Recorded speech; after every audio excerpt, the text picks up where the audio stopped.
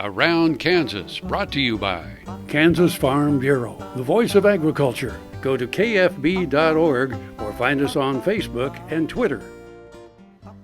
So when we were at the Kansas Sampler Festival, Dave DeArmond was in the tent where my booth was set up, and the Kansas Products tent.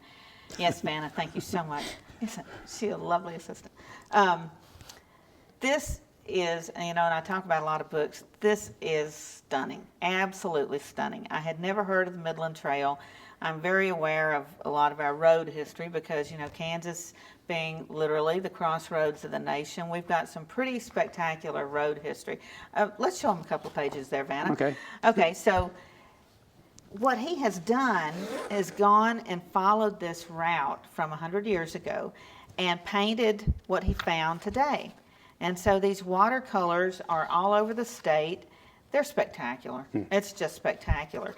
Another thing that Dave did, he visited all 105 counties and painted, I think he has a book with like 4 paintings from each county. So he has just literally painted the entire state and just keeps finding new projects to work on. So let's take a look at the Midland Trail. Roads evolve. They go from animal paths to Indian paths to wagon roads to paved roads to superhighways. A special thanks to Dave DeArmond for introducing us to the Kansas section of the Midland Trail. His book, Sketching the 1916 Midland Trail Across Kansas, as I Found It a Century Later, details the history of this route, accompanied by his watercolor images along the road today. We thank Dave for sharing the story with us.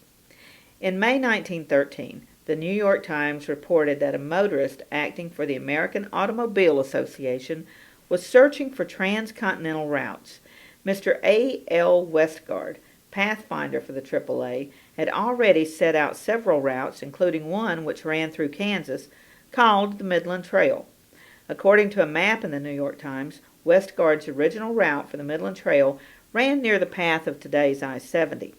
A 1915 article in Motor Magazine described the Midland Trail as an extension of the National Old Trails Highway, crossing Kansas on good dirt road, marked with yellow bands. It said it passed through Kansas City, Topeka, Ellis, Oakley, and on to Colorado.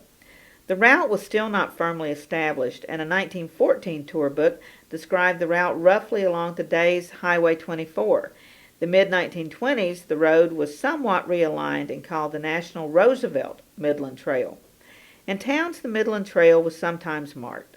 The National Midland Trail Association specified utility poles to be marked with 2 6-inch bands of orange with a 6-inch band of black between. However, in Kansas, the guide only mentions red stripes on marked poles. What were the roads like?